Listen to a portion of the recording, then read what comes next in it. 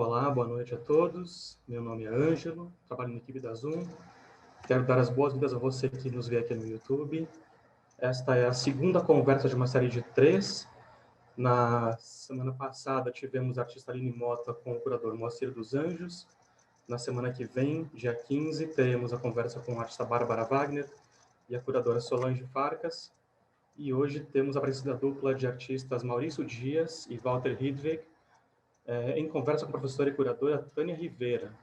O Maurício Walter forma a dupla Dias e Hidvig, que venceram a Bolsa de Fotografias UMS 2018 com o trabalho Casulo, feito em parceria com os pacientes do Instituto de Psiquiatria da UFRJ. Quem estiver assistindo pode fazer perguntas no próprio YouTube, que a nossa equipe vai coletar e passar para a mesa. Então, aproveito o momento agora para agradecer muito ao Maurício, à Tânia e ao Walter por terem aceito o convite, e passo a palavra para a professora Tânia, e eu volto com as questões do público após a conversa inicial, mais ou menos daqui a 1 hora. Obrigado e boa conversa. Boa noite a todos. Quero agradecer ao IMS, à revista Zoom, especialmente ao Ângelo Mancha Bosco, que está aqui, mas a toda a equipe que está fornecendo aí o background, né, o apoio para esse evento. Também a Maurício e Walter por esse convite, né, para mais essa conversa. A gente vem conversando há algum tempo. E, para mim, é muito importante hoje realmente fazer essa conversa sobre o trabalho Casulo, que é um trabalho realizado com usuários do Instituto de Psiquiatria da UFRJ. Eu digo isso porque eu acho que tem uma vida nessa proposta que hoje é urgente, né? A gente está aqui em meio remoto, podendo estar juntos dessa forma e tentando estar presentes o máximo possível. E eu acho que tem uma vida que pulsa por aí e que, às vezes, ela tende a ser invisibilizada. E acho que Casulo traz para um primeiro plano e para a conversa, né, em imagem, em palavras, em pessoas, principalmente, uma dimensão da vida que é aquela que a Anísia da Silveira mencionava, citando o Antonin Artaud, mas numa citação que eu devo confessar, já procurei muitíssimo na obra de Artaud e nunca encontrei, mas, segundo Anísia da Silveira, foi Artaud que falava nos estados inumeráveis do ser, cada vez mais perigosos. Artaud falava disso para caracterizar esse campo muito vago do que a gente pode chamar de loucura, né? E, sem dúvida, é importante que ele fale do quão inumeráveis são os estados do ser, porque a passagem entre esse campo, que seria talvez o da patologia, e o que está aí na vida, nas ruas, a todo momento, é das mais tênues, se é que ela realmente existe. Mas o que eu mais gosto, para completar essa rapidíssima apresentação, entrada na nossa conversa, o que eu mais gosto é do fato do Artaud falar que esses estados do ser, esses inúmeros estados do ser, seriam cada vez mais perigosos. Porque a gente sabe que o próprio Artaud, tendo sido paciente psiquiátrico e sofrido muito com eletrochoques e com seus próprios delírios, e, enfim, além de ser o artista extraordinário que ele foi, ele jamais falaria do perigo como uma condição dos ditos pacientes psiquiátricos, como se fosse necessário ter medo deles.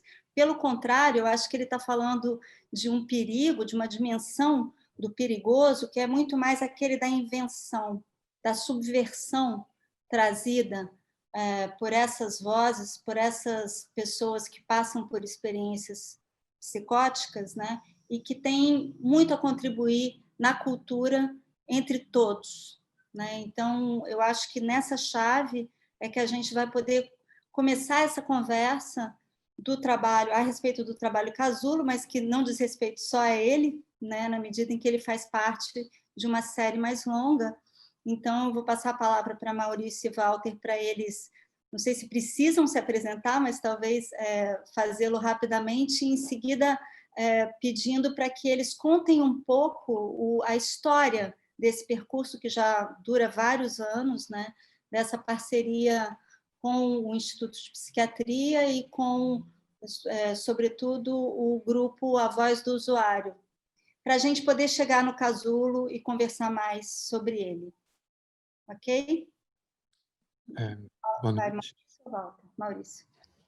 Boa noite, Tânia. Boa noite a todos presentes. Queria também agradecer ao Instituto Moreira Salles pela oportunidade de falar desse trabalho, que ainda é inédito, o Casulo, e também de...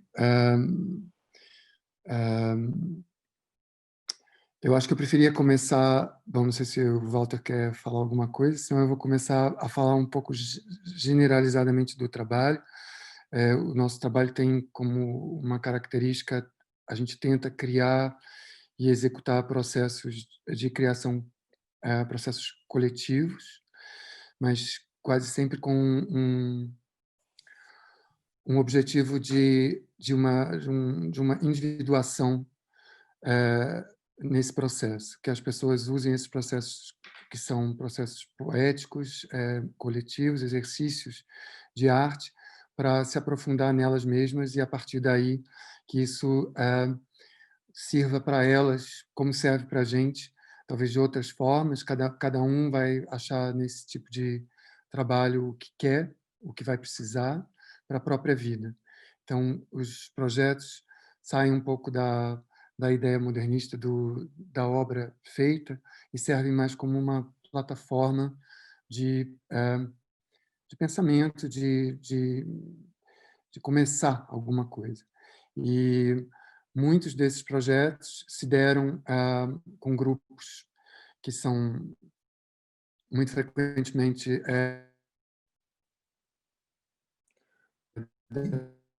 Infelizmente da está sociedade. Como? estava travando um pouco. Pode repetir. Eu disse que esses processos às vezes são, ou muitas das vezes estão em participação com pessoas que estão nas margens da sociedade, e isso não é tão deliberado, mas tem uma razão, que é através do trabalho com esses grupos que a gente pode aprender quais são os processos de distanciamento e aproximação, de exclusão e de inclusão que existem na sociedade para torná-los margem em relação a algum centro. E foi nesse sentido que a gente acabou indo trabalhar dentro do contexto da psiquiatria. Acho que eu passo a palavra para o Walter para contar, a partir daí, de 2012, do primeiro projeto Corpo Santo, que foi o primeiro projeto que a gente fez com psiquiatria, que já foi com o IPUB. Talvez só rapidinho para mais um ponto de vista generalizado sobre o nosso trabalho, que se apoia em questões filosóficas e também em dispositivos de pensamentos fragmentados, que a gente não procura respostas, mas muito mais perguntas, que a obra em si fica fragmentado, precisa o processo da percepção do outro lado. 2012, nós recebemos um convite da Fundação Prinzhorn de Heidelberg, que fazia 150 anos de existência. O Prinzhorn era um psiquiatra que era o primeiro que deu importância dessas obras que foram feitas nas clínicas. Por todos os lados, usuários da psiquiatria, nessa época, também produziram muitas obras escritas, desenhos, pinturas, objetos. Ele começou a colecionar, ele escreveu um livro sobre isso. O livro se tornou muito famoso e inspirador, para todos os surrealistas, expressionistas, impressionistas da época.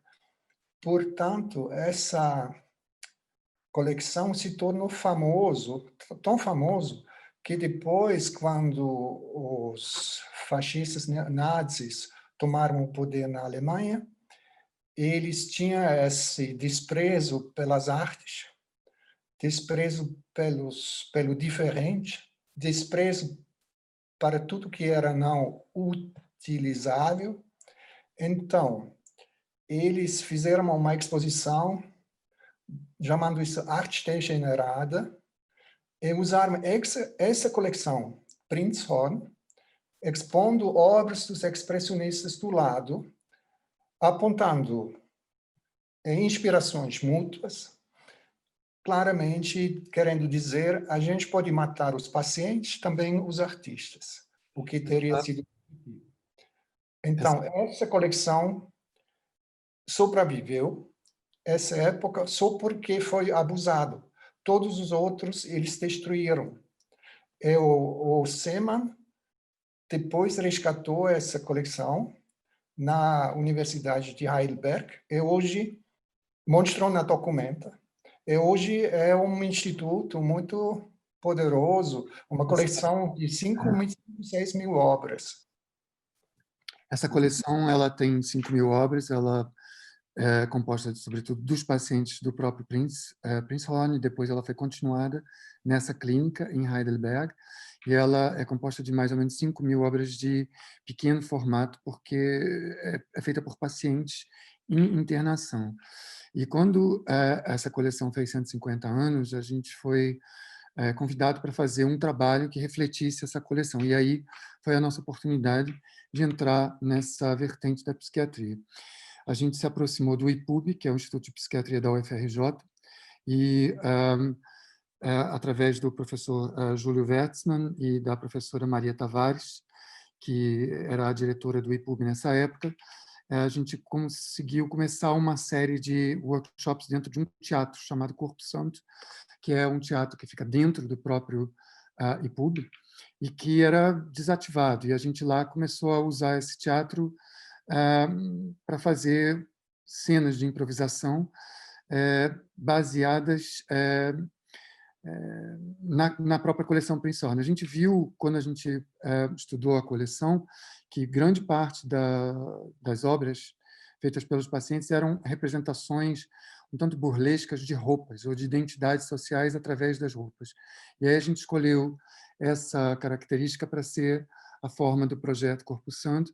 A gente escolheu um certo número de obras e a gente refez essas vestimentas burlescas, exageradas, fantasiosas ou doidas, com a ajuda de carnavalescos de escolas de samba do Rio, com uma figurinista e um carnavalesco. A gente materializou isso e eles colocou isso nesse teatro, onde a gente já vinha encontrando com eles e fazendo oficinas que eram baseadas em yoga, em exercícios de teatro e exercícios vocais. Esses exercícios vocais são aproveitados nos trabalhos. Grande parte da sonoplastia desses trabalhos vem desses exercícios. E, a partir disso, eles começaram a entrar nas roupas e era uma oportunidade para eles de sair dos uniformes e entrar nas roupas e entrar na fantasia. E foi muito, como a Tânia disse ainda há pouco, vivo, porque era como entrar na fantasia do outro, e às vezes de um século passado, mas eram fantasias de obsessões que são obsessões dos humanos, temas que são importantes para todos nós, como Deus, crença, relação afetiva, sexo, poder, militares, regência, governos e a família. Esses eram os temas principais e eles entravam nessas roupas e tinham improvisações. Eu acho que a gente pode ver um pedacinho desse vídeo e a gente vai ver no vídeo, que é uma documentação da própria exposição na Prinzhorn, que eles eram mostrados... Que tem um espelho, né? Isso. Eles eram mostrados num espelho, perdão. Eles o fazem diante de um espelho. É um palco e um espelho ao mesmo tempo. Era um camarim. Sim, o espelho também foi inspirado numa obra da Prinzhorn, de uma máquina para influenciar o mundo. Essa máquina, nós ajuntamos com esse espelho, que era um espelho de imigração, ou seja, você pode ver por trás para frente. A gente também colocou com várias câmeras, a gente acompanhou todo o processo. Eles mesmos também estavam filmando. Então, durante o processo, a gente começou a selecionar, olhar essas imagens e depois fizemos essa montagem. Vamos ver um pedaço do vídeo, que eu acho que é mais fácil para as pessoas entenderem.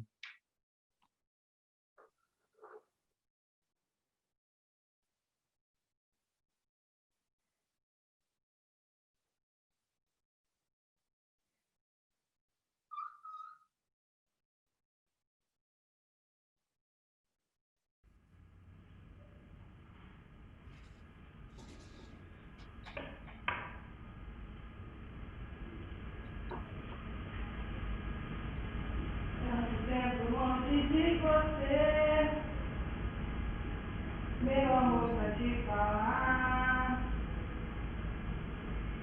a distância não vai impedir, meu amor, de te encontrar. Eu cartão não adianto mais, eu ouvi a tua voz, você vai me dizendo que eu estou quase morrendo com saudade de você. Eu te amo, eu te amo, eu te amo. Pela janela do meu quarto, ouço a buzina me chamando. Será que vem me acordar? Pelo sol, no exterior. O beijo, a cor do batom, lembro o beijo, foi pra mais de bom. No espelho, o beijo.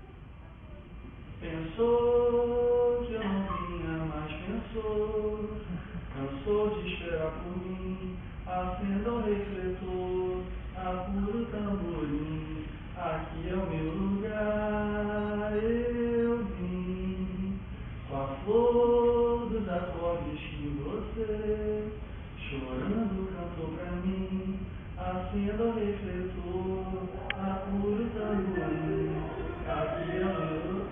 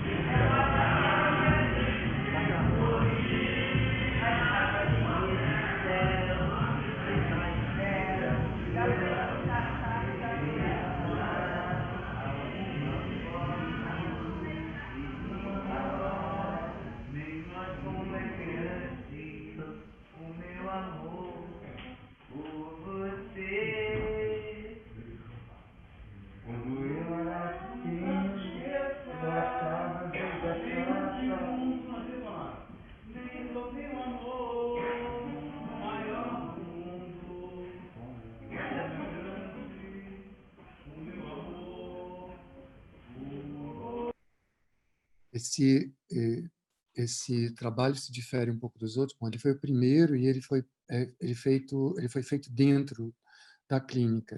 Ele era feito com pacientes internados. E essa decisão de trabalhar com a roupa enquanto elemento liberador de fantasia se devia ao fato que eles todos portavam um uniforme que não tem fechecler, não tem botão, não tem zíper, não tem nada que seja perigoso, é um pedaço de pano em cima, outro embaixo, e que é completamente apessoal, que apaga mesmo a identidade, o passado,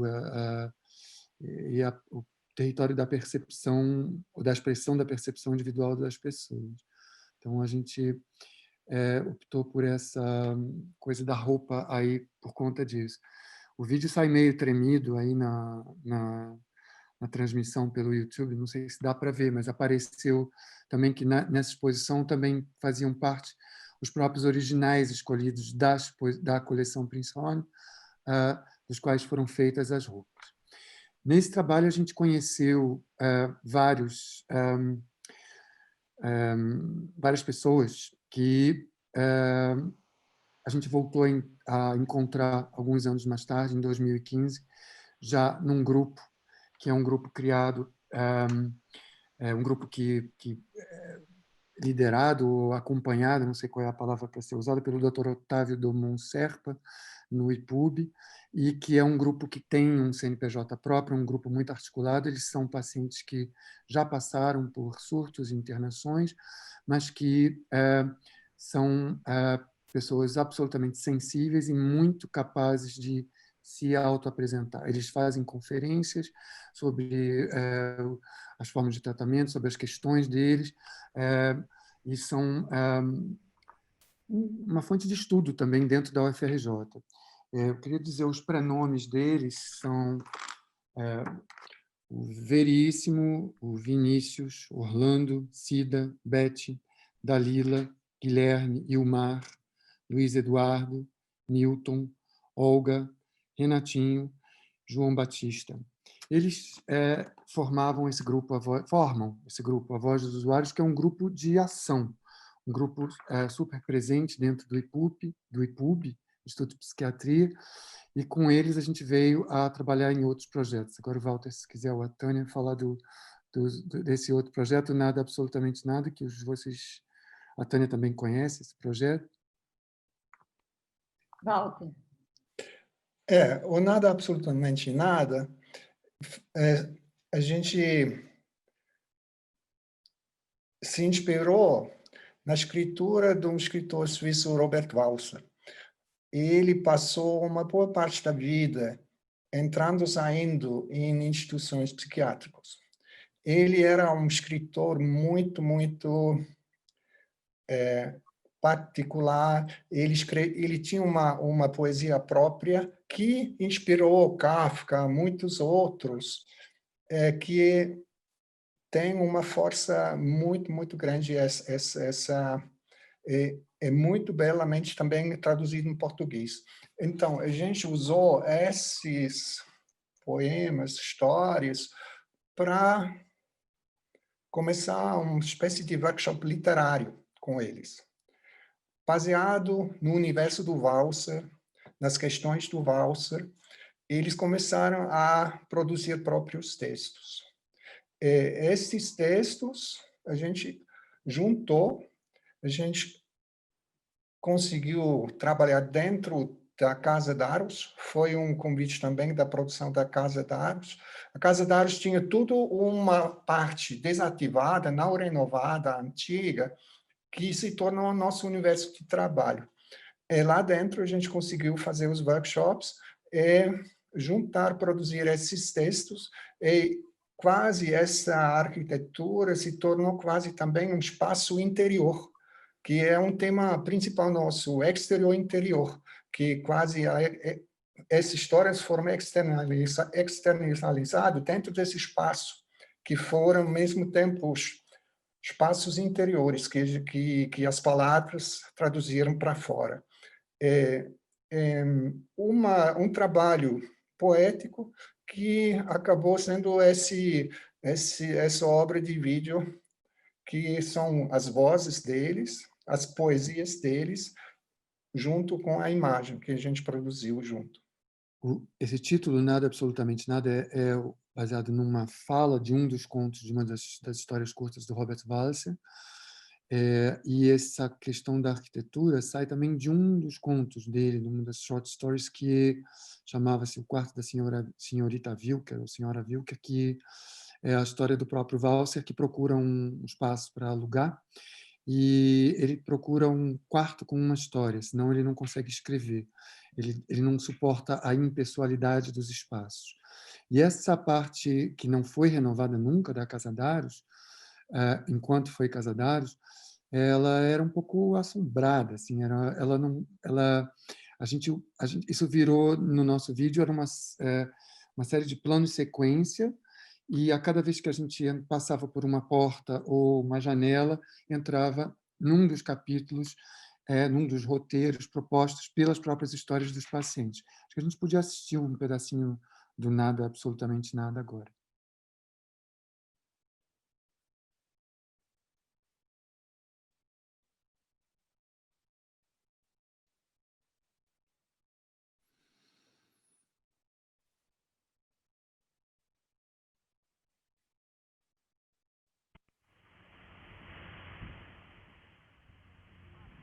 Alguns meses atrás, eu estava com muitos problemas.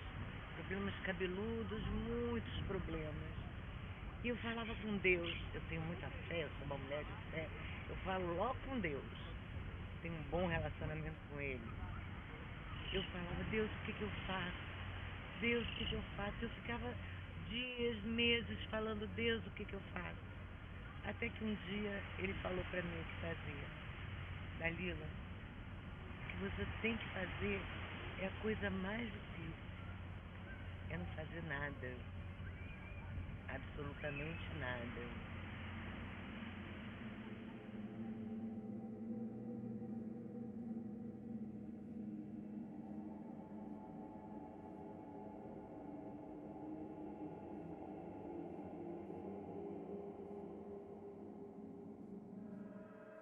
Velhos, policiais, cafetões, gente da noite, prostitutas, gente descarrilhada. Essas são palavras verdadeiras sobre nós. Essas palavras explicam corretamente o nosso estado. O que eu sou? Sou uma pessoa descarrilhada.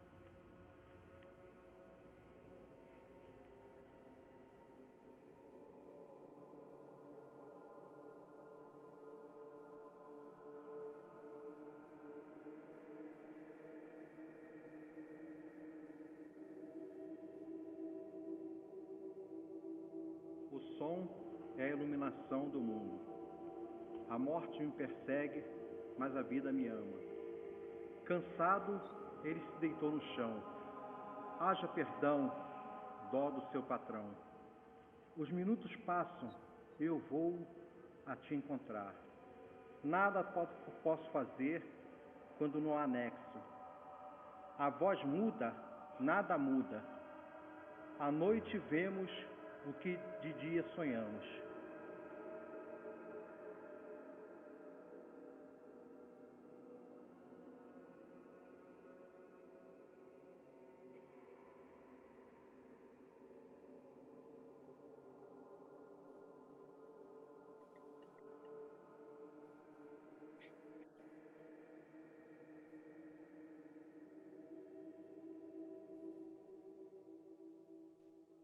Os termos doido, maluco, louco, vêm sendo usados desde o século XIX, até antes. O maluco da escola, o maluco do cartório, o maluco da padaria.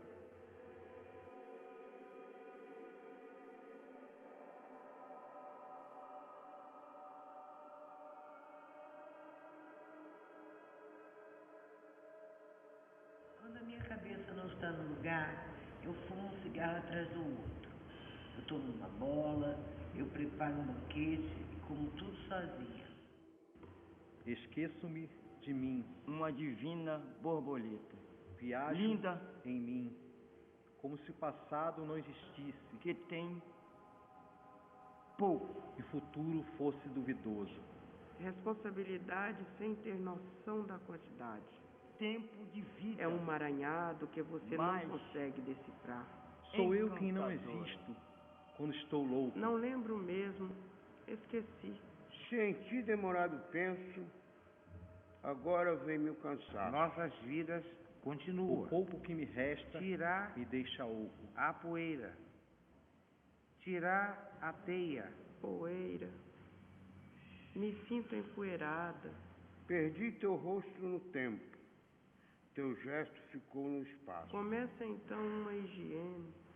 Logo com todo esforço, assim percebo no arredor que encontrei em mim. Fico apático, fico preguiçoso, fico abobado, fico fora do foco. O mais difícil é que você permitiu. A força de tua ausência, esqueci-me sem penhor. Parece que estou desligado do mundo. E como eu, de como me insinuava em teu mundo interior. Sou o único da Terra no meu mundo próprio. Nem sei se existo. Quero só pensar em mim. A vida seria melhor se cada um cuidar um pouquinho de si.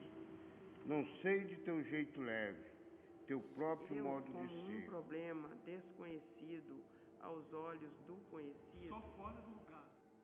E perdi completamente a forma de te querer. Nesse trabalho, assim como no Corpo Santo, como no Casulo também, que vocês vão ver na sequência, obviamente os textos são absolutamente livres, sabe? Embora eles estejam sendo lidos, eles foram escritos por essas pessoas que eu citei na fala anterior, nessas oficinas literárias que o Walter citou. E a preparação para o Casulo foi um pouco uma continuação desse trabalho. A gente já criou uma dinâmica de grupo ali que queria ser continuada, a gente continuou a ver esse grupo regularmente, esperando uma outra oportunidade para a criação de um novo projeto. E aí, interrompendo só para um rápido comentário, provocação, porque eu acho que o Nada Absolutamente Nada, ele mostra uma característica, uma dimensão de toda essa série de trabalhos, me parece, né, de toda essa espécie de intervida ou entrevida que vocês tecem com essas pessoas, né, da voz do usuário, que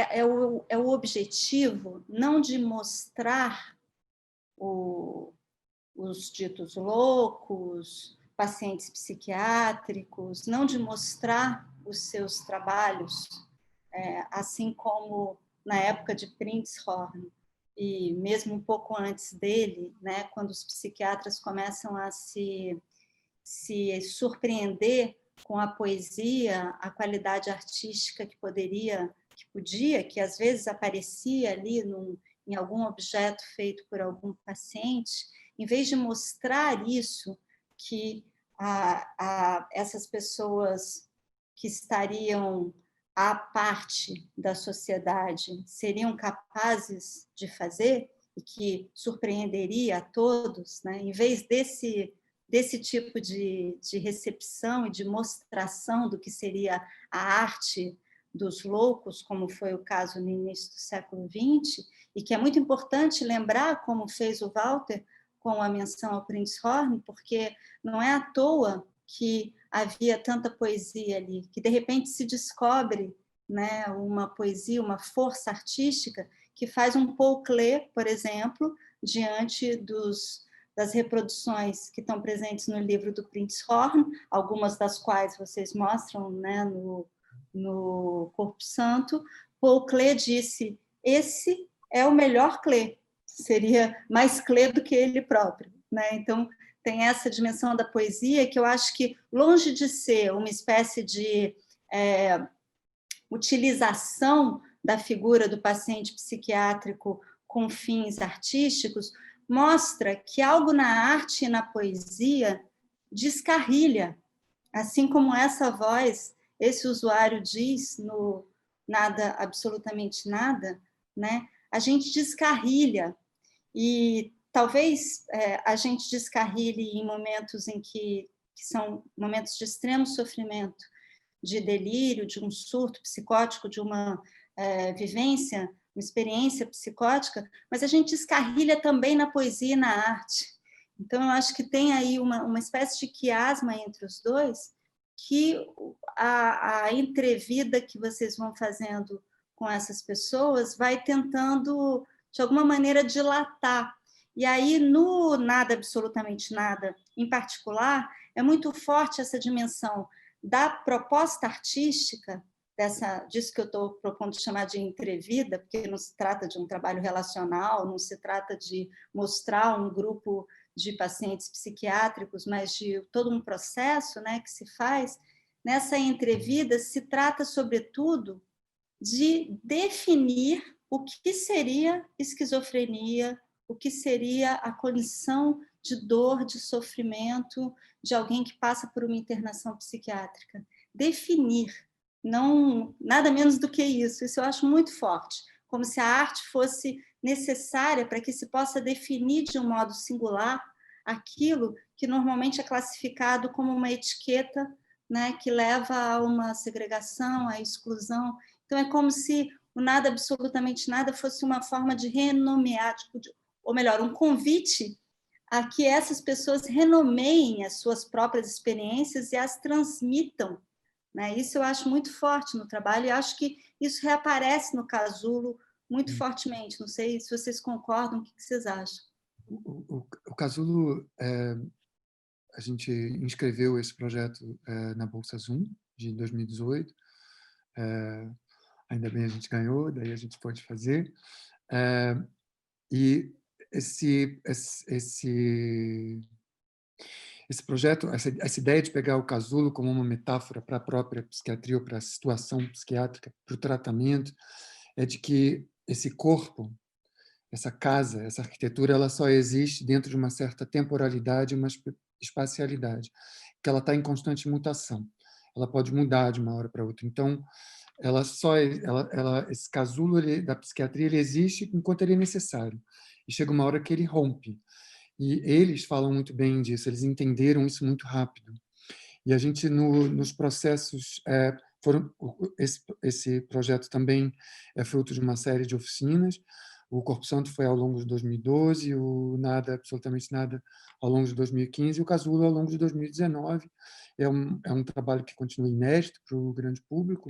Por causa da Covid, a gente não conseguiu nem mostrá-lo ainda, mas foi um aprofundamento de vivência também entre nós e os usuários, a voz dos usuários, esse grupo, no sentido em que a gente já se conhecia melhor e que essa questão que você colocou da obsessão, que é matéria-prima na criação de arte, pode ser compartilhada com mais profundidade através dessa metáfora do casulo. Então, eles começam a partir da ideia do ninho, o que seria o ninho, o que seria o lar, que está sempre mutável na alma deles, ou no tratamento deles, na história deles, e eles falam nesse trabalho da memória do surto, da internação, de sair da internação, da inserção na sociedade, e o trabalho é uma busca sobre uma possível resposta, que não chega a se concretizar de maneira alguma. A gente não ousaria fazer isso. Mas ela é colocada. Qual é o espaço? O espaço de entendimento da loucura, da percepção, da obsessão e, obviamente, também da psiquiatria. Proponho que a gente veja mais um pedacinho, depois o Walter pode entrar num comentário ainda desse trabalho, para a gente poder avançar com o vídeo, né?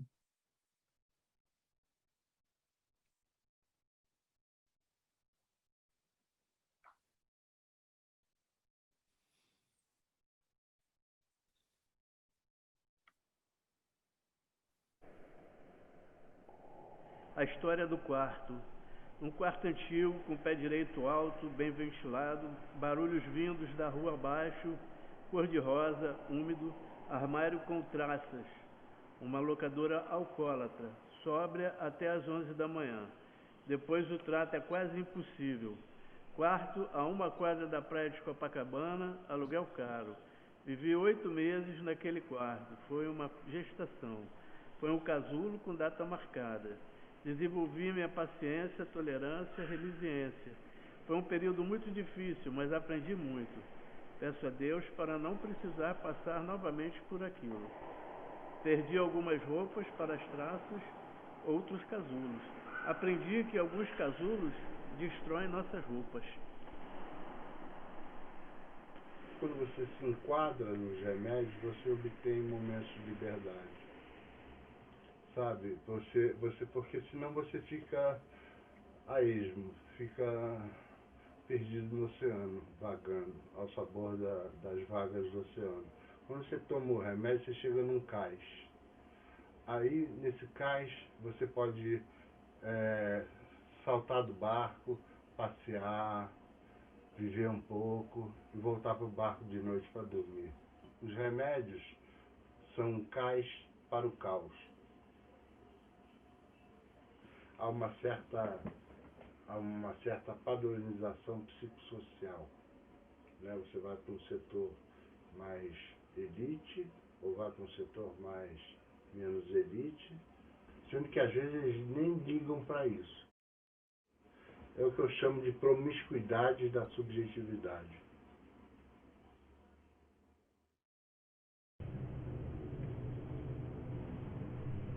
Tem um cheque sem fundo de 500 milhões de rede universal. Fui chamado eu para ser o cheque sem fundo, meu pai, meus sócios do escritório. Tratamento médico, né? Aquele preparo para depois você fazer, corre tudo bem, entendeu? Uma internações eram feitas sem critério e pacientes eram vítimas de calúnias e coisas até bem piores. Foi, acho, o caos da situação. Eu fiquei transtornado e tornei-me um cliente da psiquiatria.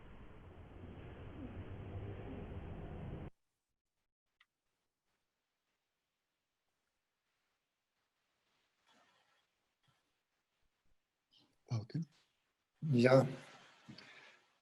Eu estava querendo dizer essa questão de estar fora do trilho, que acredito é uma questão individual, mas também uma questão da sociedade como todo, que agora no Brasil percebemos que alguns trilhos que a gente está neles lidam para mais do que loucura, que agora é o caso. Então, essa busca entre narrativas que têm um entendimento geral é uma narrativa própria que vai junto ou contra esse processo permanente de se encontrar, desencontrar na vida, no espaço, na história, na própria ideia sobre si mesmo. É como a gente fala sobre nós, sobre nossa história, sobre nossa família, sobre tudo que eu entendo e não entendo. Esse processo interior-exterior que a fala tem um lugar muito forte, mas também movimento, tudo é uma busca permanente, que o âmbito psiquiátrico, acho, é um lugar porque é doloroso, mas muitas das vezes tão doloroso que as pessoas precisam apoio, ajuda. Mas é um processo, acredito, individual, mas também como sociedade. E se a gente para de buscar, para de caminhar fora do trilho, se a gente começa a ficar no trilho mesmo, eu acho isso é muito perigoso. Nesse sentido, as pessoas, qualquer um que não consegue ficar no trilho, acho fundamental. E ali eu queria mencionar uma proposta assim de pensar que a gente vive numa condição poética como ser humano, que é uma condição que tudo que acontece, que a gente vê, enxerga, nomeia, é um processo em fluxo. Não é não uma coisa clara, é fixa. Esse processo é a beleza da vida, mas é muito frágil. É mais frágil que nós estamos, mais potência temos para viver. Ao mesmo tempo, também, é complicado. E isso eu vejo... Bom, acho que a gente tentou buscar essa fragilidade, articular junto com os participantes. Essa fragilidade, ela é, de algum jeito, colocada pelo Ilmar, numa das últimas falas do vídeo. Propõe que a gente veja esse pedacinho, que é mais um pedacinho do casulo, para depois partir para outra coisa. Mas ele fala do espaço da percepção e da fragilidade e da obsessão, e como isso é fadado a ser rompido, né? Vamos ver esse pedacinho o último pedacinho do casulo, por favor.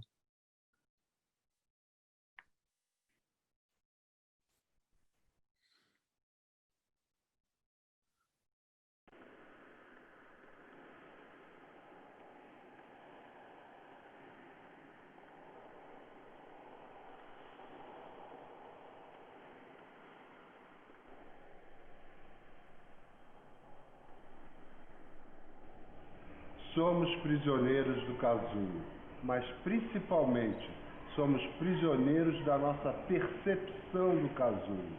O casulo impõe limite.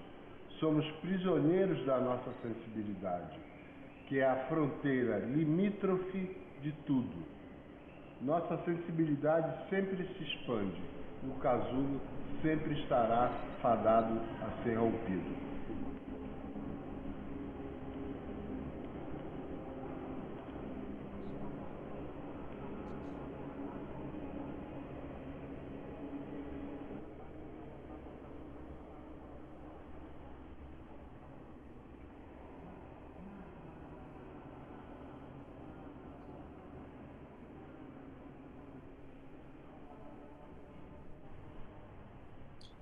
Essa cena que a gente vê...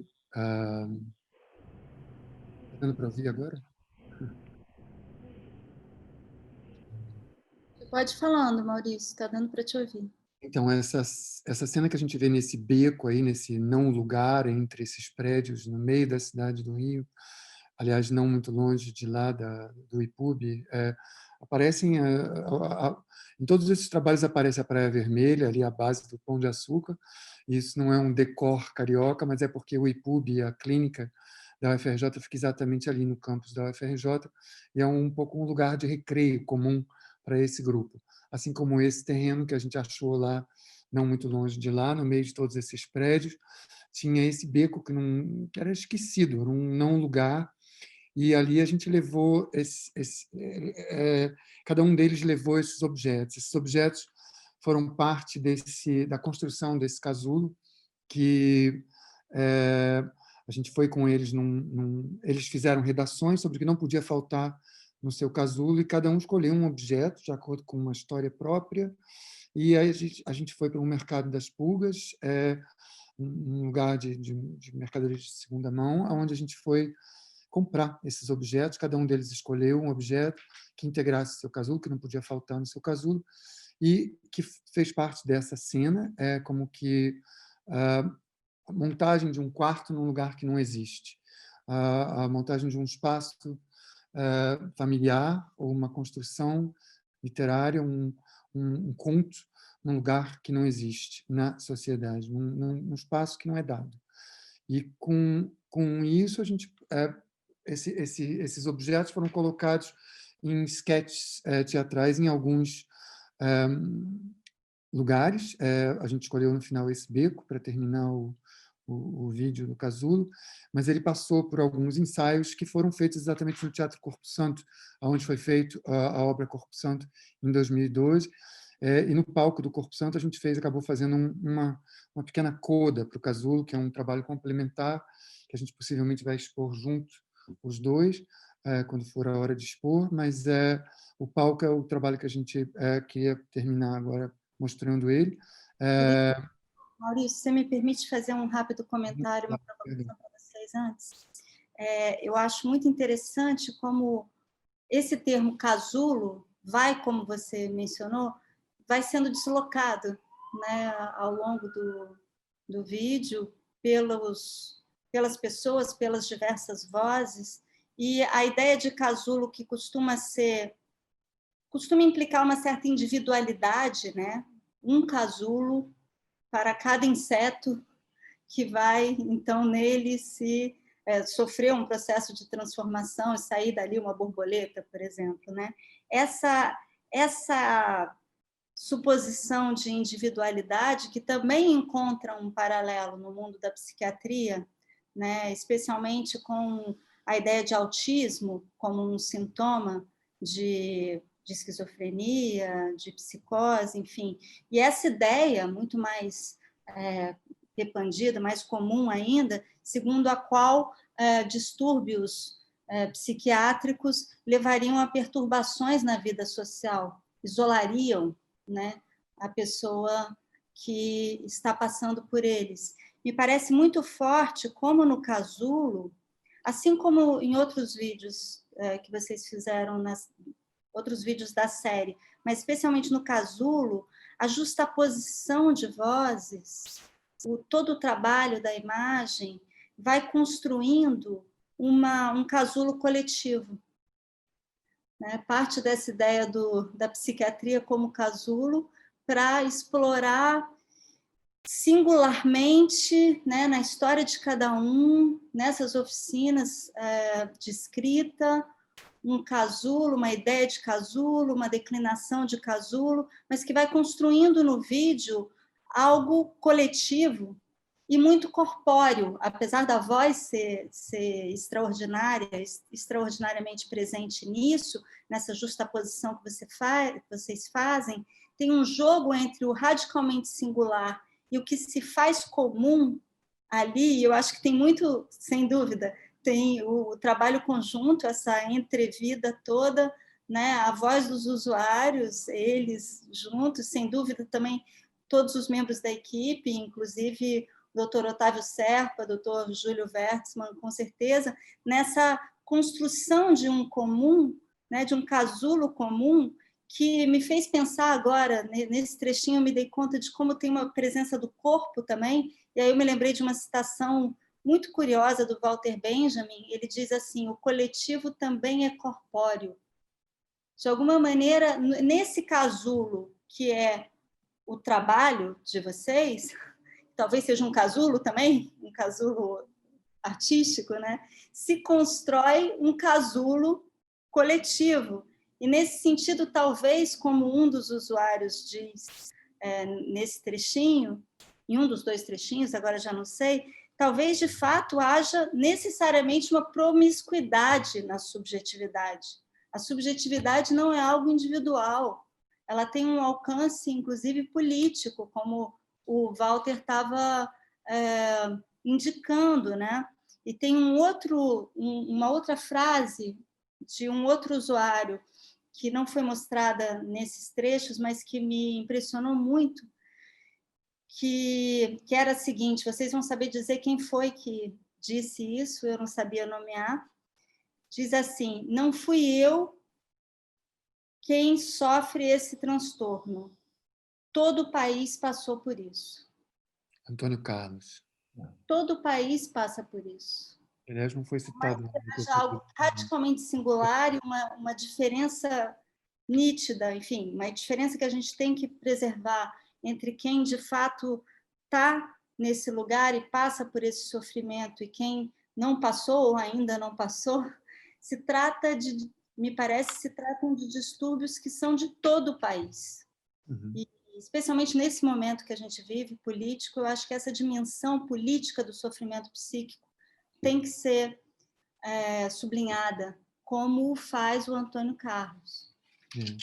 E esse casulo, então, construído, eu acho que ele se mostra festivamente, é a alegria como prova dos 9 no palco, justamente, que a gente vai ver agora, né? Uhum. Para o palco, acho que a gente pode soltar o vídeo, só para indicar que tem uma música que é composta por alguns deles da voz dos usuários. Assim, tem o Orlando Batista, tem o Vandré e tem mais uma pessoa que agora eu não sei o nome, que não fazia parte das nossas oficinas, mas que é um dos compositores dessa música, que, aliás, chama Nada, e que faz parte aí do palco, que a gente vai ver agora.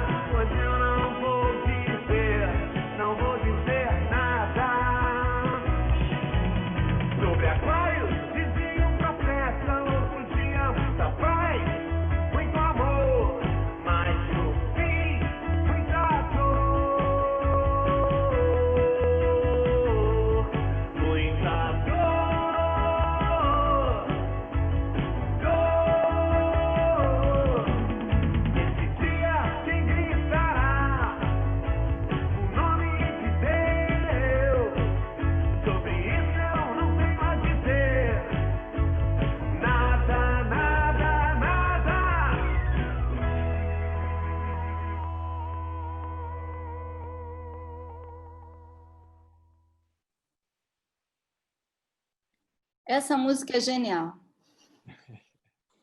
Eu quero.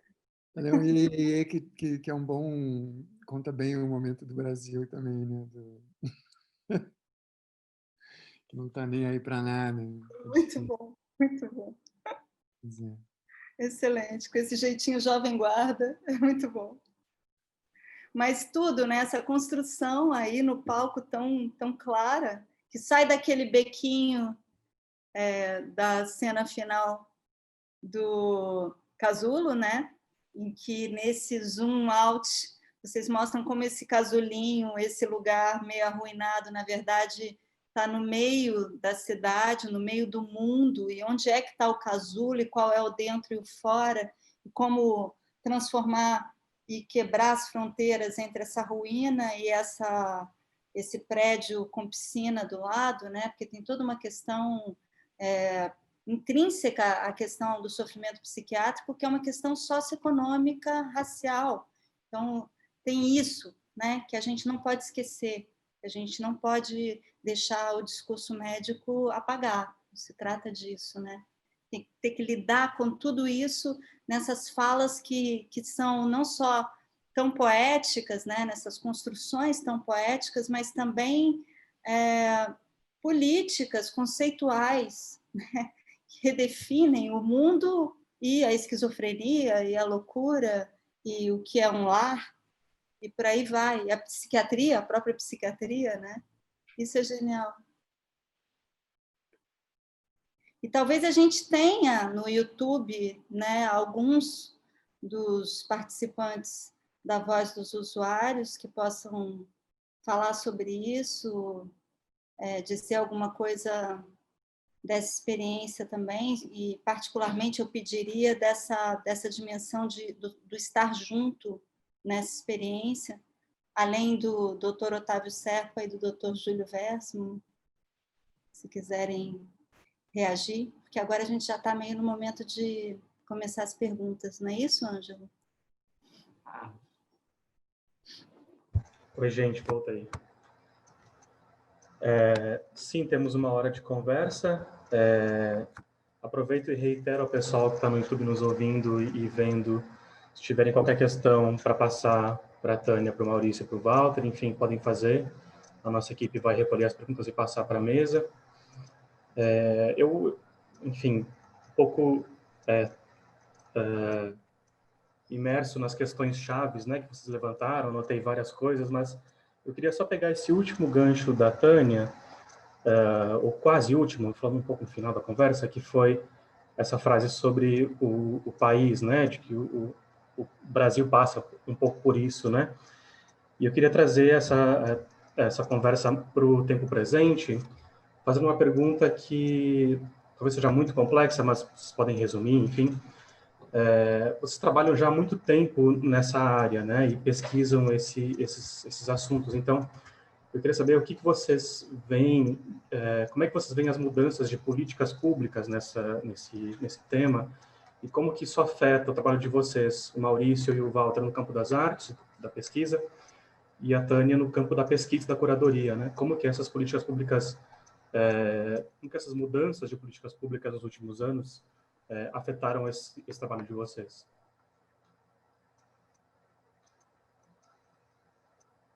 Maurício e Walter. Pode falar.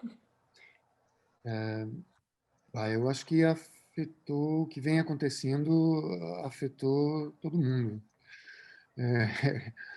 Como a frase do Antônio Carlos, todo o país passou por isso. Os artistas, Está passando. O Instituto de Psiquiatria, a universidade, a pesquisa, a ciência. Eu acho que a gente está num campo minado, num campo de quase censura, estão nos atando as mãos, tapando os olhos, fechando as bocas, e muitas dessas bocas têm fome. Como isso que a Tânia falou no final, eu acho que é uma das coisas que para a gente foi muito tocante nessa aproximação com o universo da psiquiatria, foi também que, mais uma vez, ela realmente toca em questões arquetípicas do racismo no Brasil, da pobreza, da falta de partilha, e que, nesse desgoverno que a gente vive, só vem piorando. Se antes já havia pouco dinheiro para saúde pública, agora tem menos. E se antes, dentro da saúde pública, a saúde mental já era a menos privilegiada, agora ela praticamente inexiste. Então, são mecanismos que, através de cortes de verba, de cortes de pesquisa, de tudo, que estão acontecendo, que a gente poderia falar das artes, né? Mas que eu acho que é mais claro para as pessoas que estão assistindo essa live. Eu acho que a mesma coisa se dá dentro do âmbito hospitalar público no Brasil, e é muito sério o que a gente vê. Há uma urgência muito grande, e essa é uma das razões que a gente também se envolveu por tanto tempo, né? Já são agora 8 anos que a gente vem trabalhando nessa coisa, porque tem uma expressão de obsessão, mas também de dor, e dentro dessa dor, como a Tânia também colocou, não é só a dor individual de um adoecimento, de uma vivência difícil, mas é também a de uma expressão difícil dentro de um contexto de vida muito complicado, que é o nosso contexto do Brasil atual. Mas também acredito que a questão vai bem além do Brasil. Passamos uma aprendizagem assim profundamente transformadora através das mídias, do internet, a ideia do mundo, do lugar, do próprio ser, do indivíduo, tudo isso está em transformação. As pessoas, as sociedades estão buscando, quase delirando, formas de se segurar nessa viagem. Assim, me vejo um pouco, por isso eu acho muito importante de insistir na sensibilidade, no caminho, um caminho sensível. A gente está pensando em um outro projeto que a gente chama Fé em Vão, que estamos tentando trabalhar, pesquisar, ou trabalhar em cima da questão da ideia da fé e da loucura, ou da fé e do delírio, do lugar simbólico também, que esses lugares que a gente define, seja o Brasil. O que é o Brasil? O Brasil territorial, o Brasil na cabeça. Qual é o Brasil que você carrega contigo? Qual é o Israel? Qual é o país que você... Todos esses territórios são uma questão simbólica, quase mitológica, que a gente carrega e junto todo um sistema de valores e de comportamentos. Tudo isso está desmoronando, se reformulando. Isso eu acho fantástico, mas também se torna agora, sobretudo no momento aqui, uma máquina de violência, que é muito triste, muito decepcionante também, porque tudo isso poderia ser um potencial, porque a gente tem que crescer, a história é violentíssima, a gente carrega toda a história violenta, sangrenta, a gente carrega quase só matança de séculos, a gente está cheio de traumas que a gente tem que trabalhar, e agora que temos chances de fazer isso, eles estão se voltando para trás. Isso é muito revoltante para mim. Mas, e nessa questão, eu acho o instrumento do artista é esse, tentar questionar. Eu acho que a gente está vendo já há um tempo, vivendo, né, um descarrilhamento de um projeto de país, que era ainda um projeto a se fazer, e como a instituição psiquiátrica, como dizia uma pesquisadora muito interessante, a Maria Clementina Pereira Cunha, que se debruçou sobre o Juqueri, o hospital em São Paulo, em Franco da Rocha, em São Paulo, e tem um livro importante sobre o Juqueri. Ela encontrou um grafite, uma anotação num muro do Juqueri que dizia: o hospício é o espelho do mundo. E aí o livro dela se chama O Espelho do Mundo. Claro que a instituição psiquiátrica, sendo o espelho do mundo, está ligada diretamente a esse descarrilhamento e, mais particularmente, de forma muito aguda, a um desmonte, né, do projeto de reforma psiquiátrica, que ainda tinha muito a realizar, mas que já tinha feito diferença no nosso país e que está sofrendo um retrocesso muito claro.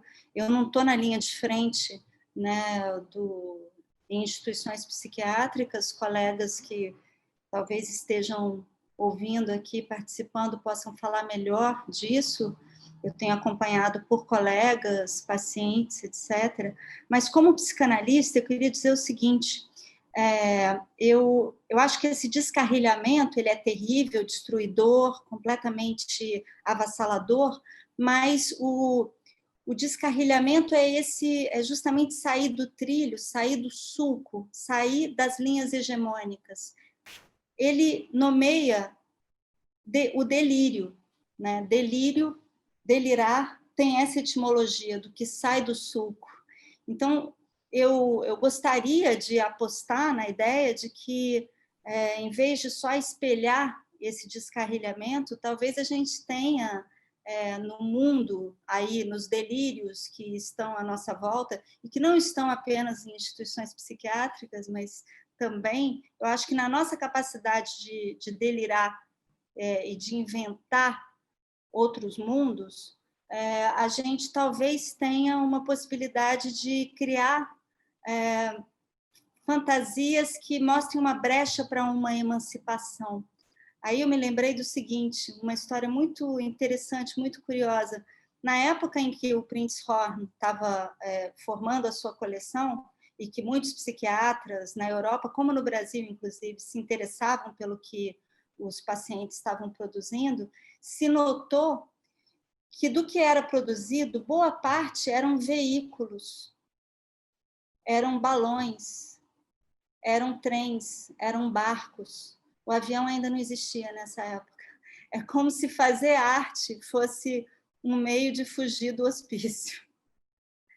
E talvez hoje a gente possa encontrar nas pessoas que passam por experiências psicóticas um ensinamento a esse respeito, de como fazer um balãozinho que nos permita abrir uma brecha nesse céu tão sombrio. Obrigado. A gente tem comentários e perguntas agora. Primeiros comentários, o Júlio Versman quer deixar o depoimento dele de quanto aprendeu a trabalhar com a dupla nestas obras, em especial no Corpo Santo, e que foi comovente participar e observar as interações que se produziu. E o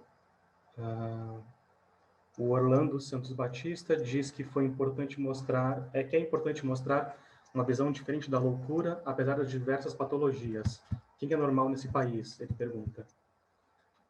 E a pergunta da Érica, ela reitera que é importante esse trabalho e a conversa, enfim, deixa essa informação, e pergunta se gostaria de ouvi-lo sobre como lidam com o momento em que a autoria do trabalho se indiscrimina e se perde os discernimentos evidentes. Não sei se eu entendi bem, mas a pergunta da Érica vai nesse caminho. Um pouco sobre a autoria, né, pelo que eu entendi.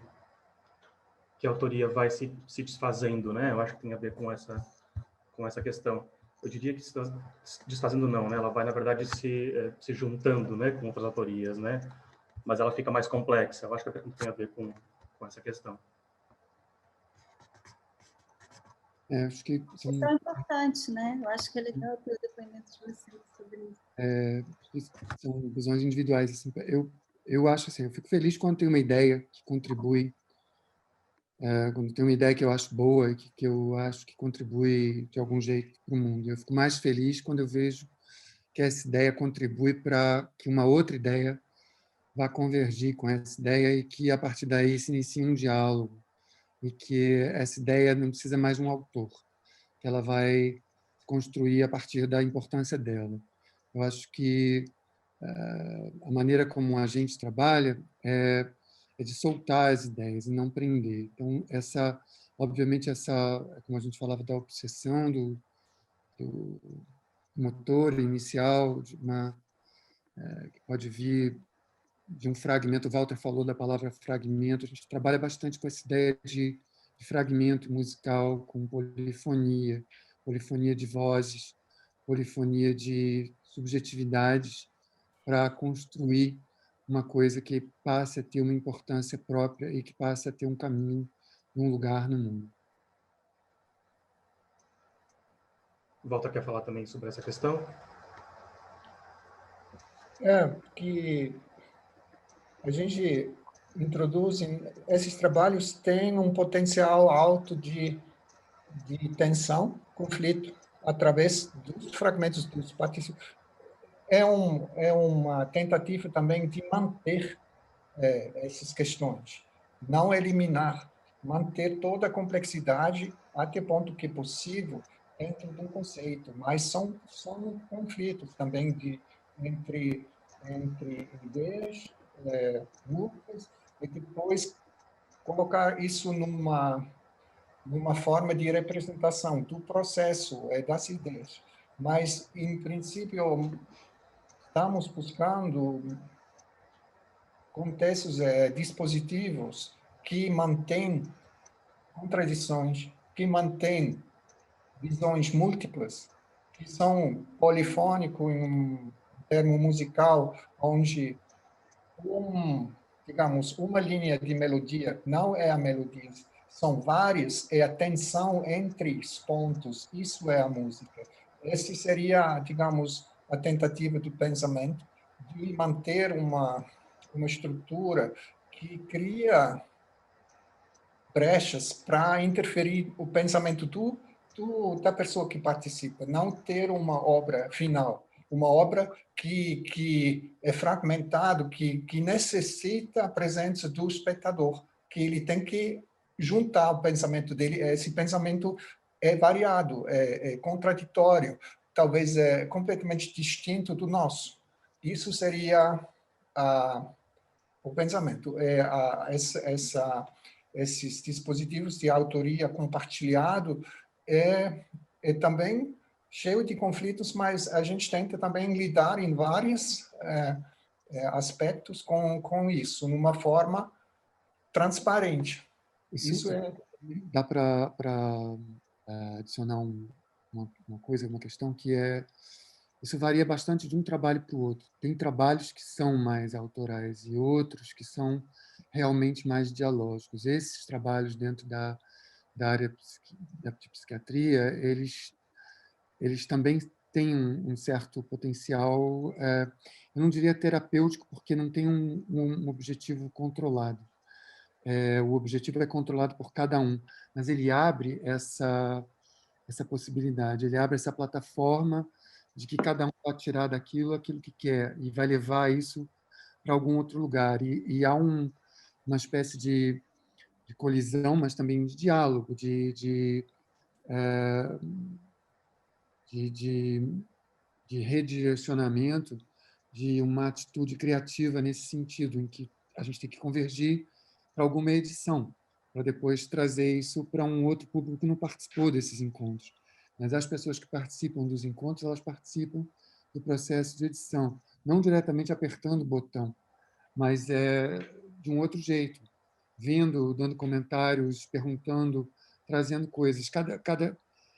É um trabalho quase que como numa orquestra, cada um traz um pedaço de som, e daquele conjunto vai ser possível se tirar certa expressão que de cada solo seria, não é que não seja possível, mas seria diferente. E esses trabalhos têm essa característica. É uma característica, não é uma qualidade ou um defeito. Eu diria isso. Fiquei curioso agora também para saber como é que a Tânia lida com essa questão da autoria na pesquisa dela, como que você lê, Tânia, um trabalho que é coletivo e outro que é individual, como que isso para você muda na sua pesquisa de curadoria ou mesmo na sua pesquisa acadêmica? Tá sem som. Desculpa. Eu acho que existem diversas configurações de construção de coautoria, quando não se trata da autoria, digamos, assumida tradicionalmente por uma pessoa, né? Eu gosto especialmente da proposta da Lígia Clark, que eu acho que é, sem dúvida, um marco, né, para a arte contemporânea brasileira, no sentido de entender a obra como uma proposição que necessita do outro, que apela para o outro, né, que não se faz sem o outro, assim como em obras de Hélio Oiticica e de Lígia Pape. Eu acho que a partir daí tem toda uma declinação muito rica em vários artistas, né, dessa matriz, que curiosamente, eu não vou ter tempo de explicar em detalhes, mas curiosamente tem uma ligação com o hospital psiquiátrico no Brasil, porque Mário Pedrosa ele traz a chave dessa participação do outro na obra, ao participar ativamente, visitar com regularidade, conversar, conhecer o ateliê de Diniz da Silveira, no Engenho de Dentro, né? E é a partir dessa experiência que ele faz toda uma crítica da noção de autoria, especialmente a partir do artista chamado Rafael Domingues, né, que desenhava e passava o lápis de uma mão para outra por trás, assim, e começava a brincar, e daqui a pouco vinha e voltava a desenhar. E Rafael é uma espécie de modelo para Mário, para falar de uma encarnação, vamos dizer assim, subjetiva na obra, que não corresponde à pessoa do artista. Então, ele faz da figura do paciente psiquiátrico, justamente pela como uma espécie de experiência de despersonalização, ele faz dessa figura do paciente psiquiátrico uma espécie de modelo do artista. E isso eu acho que é fundamental apontar como uma chave mesmo para pensar a arte brasileira, ou boa parte da arte brasileira até hoje. Mas dando um salto, eu acho que com propostas assim processuais e coletivas como essas de Walter e Maurício, né, a gente tem toda uma complexidade que se define e reafirma a cada trabalho. Isso que eu acho muito interessante. E que a ideia de estética relacional, de uma arte mais voltada para o social, ou mesmo para a política, não nomeia. Eu acho que está por se nomear esse tipo de trabalho, que fica na fronteira quase da arte, muitas vezes, aí tem uma gradação, né, alguns mais, outros menos, né, tendo mais ou menos um objetivo como um resultado artístico em vista ou não, mas todo esse terreno no qual a arte se espalha a vida, mas numa construção de vida com outros, eu acho que é um terreno que vem se fazendo hoje no Brasil de uma forma muito rica. E eu fiquei justamente, depois de rever os vídeos e tentar pensar um pouco hoje de manhã para essa nossa conversa, tentando renomear, e foi aí que me veio a ideia de entrevida, o que é meio assim já contaminado, porque tem um trabalho da Ana Maria Maiolino que se chama Entrevidas, que eu gosto muito e que não diz respeito exatamente a isso, mas é uma foto muito conhecida, né? Uma performance, uma fotoação, fotopoemação, como ela chama, que mostra pés de mulher numa rua de paralelepípedos onde estão espalhados milhares de ovos. E aí esses pés estão ali entre os ovos, meio pisando em ovos, e a artista remete esse trabalho ao momento da reabertura democrática. Eu acho que nesse terreno atual a gente está pisando em ovos. E aí tem coreografias variadas desse pisar em ovos, mas nesse trabalho casulo há muitos ovos, há muita fragilidade, como Walter dizia, há singularidades que são preservadas e, ao mesmo tempo, justapostas de maneira a construir uma espécie de, não de voz única, não de uníssono, mas justamente essa orquestra que é meio polifônica, né, que é o que é uma soma de singularidades. Talvez essa seja uma questão importante que eu acho que Walter e Maurício trabalham de alguma forma, não sei se para eles está explícito assim, mas me parece que o trabalho deles se move dentro dessas questões filosóficas que são as deles, se movem nesse terreno e trazem proposições claras a esse respeito. Eu acho...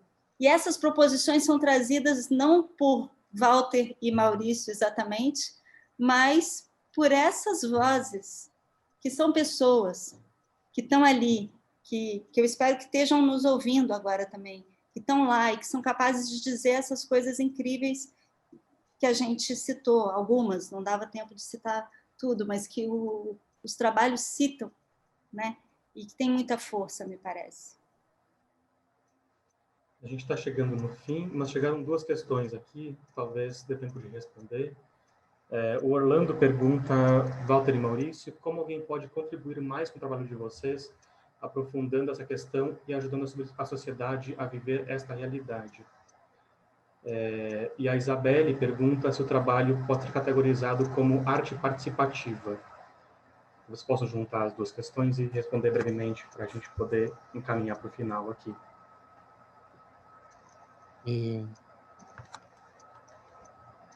Então, eu não sei o que a gente pode chamar de arte participativa, com certeza é uma forma de arte participativa. Acho que eu gostei bastante do que a Tânia falou de coreografias, de diversas coreografias. Acho que a gente tem, dentro do leque da arte, você tem tantas opções, você tem pincéis, mas você tem acordes, você tem stills de vídeo, mas você tem imagem em movimento, você tem performance, mas você tem a sombra, você tem o registro, você tem a documentação.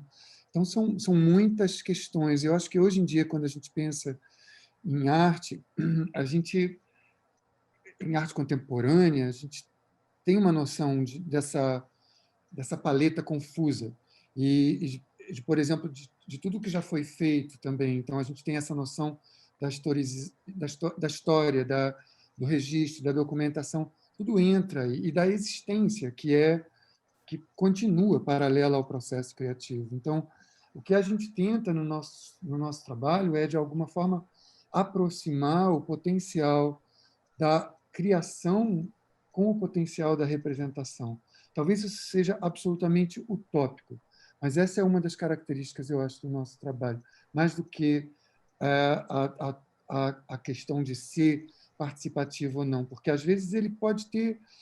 a gente tem uma série de trabalhos que foram exibidos na Galeria Vermelha há pouco tempo atrás, que eram vários trabalhos a partir dos arquivos de uma só pessoa, que eram questões muito amplas que ele fornecia, mas era uma só pessoa. Mas, ainda assim, tinha toda essa coisa córica, ou coreográfica. O Walter fala de córico, porque ele vem da música, a Tânia falou de coreografia, talvez por causa da terapia, e eu falo de paleta de cores, porque é daí que eu venho. Então, eu acho que você tem cores muito diferentes para fazer arte contemporânea. E essa ligação com a realidade é muito importante, eu acho, para o artista contemporâneo. É uma coisa que a gente se preocupa sempre. Então, assim, a tentativa de aproximar a representação da realidade vai cair no momento da criação, vai cair nesse momento de encontro. O primeiro encontro é feito ali, na criação, no exercício da prática artística. E aí talvez seja a maneira próxima, a maneira mais clara de responder ao Orlando Batista é: vamos trabalhar de novo, vamos fazer o próximo trabalho. São os trabalhos que respondem, né? É isso. Walter, quer falar alguma coisa sobre essas questões? Ou... Só eu acredito que vivemos um momento que a arte, o campo das artes, talvez um dos poucos que não tem que ser leal a ninguém, fora de si mesmo, da questão, que pode livremente questionar. Todo pode se reconstruir. Todo poderia ser diferente. Isso é uma liberdade que é muito importante para manter esse âmbito de laboratório de vida, que, eu acredito, é essencial para todo mundo, para crianças, para adolescentes, que essa construção da ideia do mundo que nós estamos hoje precisa muito desse instrumento, desse espaço, que eu acredito, que eu vejo também como necessidade, que eu vejo toda geração hip-hop, jovens, que eu aposto muito que eles vão fazer melhor do que a minha geração, de gestir essa questão, que mundialmente existe esse movimento, que tem muita liberdade, é uma estética muito clara, que é individual, depende de cada um. Isso é uma insistência muito forte de qualquer campo das artes. Você não pode dançar como eu tenho que dançar como eu danço. E se eu não consigo, isso é muito importante. E se eu tenho uma esperança, por exemplo, na juventude, é esse lado hip-hop que insiste nisso. Não em formação de botas, soldados, pessoas que andam no trilho. Isso estava querendo dizer, se nosso trabalho pode contribuir para essa alegria de vida de ser questionado, eu estaria feliz. Obrigado, Walter. A gente está chegando no final, infelizmente, nosso tempo já, inclusive, ultrapassou aqui, né? Mas eu queria saber se a Tânia tem alguma questão que ela queria ainda colocar super importante, ou enfim, alguma coisa que tenha ficado para trás. Não, eu queria acabar lembrando da imagem do balãozinho, quem sabe, né? A arte desse balãozinho aí para a gente sair voando. Só isso. Ótimo. Bom, então eu vou agradecer imensamente a participação da professora Tânia Rivera, do Maurício Dias e do Walter Riedweg. Agradecer a vocês que estão aí assistindo a gente no YouTube. Também agradecer a equipe da revista Zoom e do IMS. A gente tem uma equipe grande por trás, trabalhando para tudo acontecer de maneira correta e eficiente. A Raquel, o Fábio, a Ariadne, enfim, a Joana. A equipe de eventos, sempre quando a gente tem alguma coisa para propor, eles pegam junto com a gente e é fundamental para o IMS que essa equipe exista, porque é muito importante mesmo. E só mais um recadinho que eu esqueci de falar antes, a Bolsa de Fotografias, o IMS 2020, continua aberto, o edital está aberto, então quem quiser se inscrever ainda pode fazer online no site da Zoom até o dia 2 de novembro. E também lembrá-los que na próxima quinta-feira a gente tem a terceira e última conversa da série com a Bárbara Wagner e a curadora Solange Farcas. É isso, obrigado a todos e uma boa noite. Obrigada. Boa noite.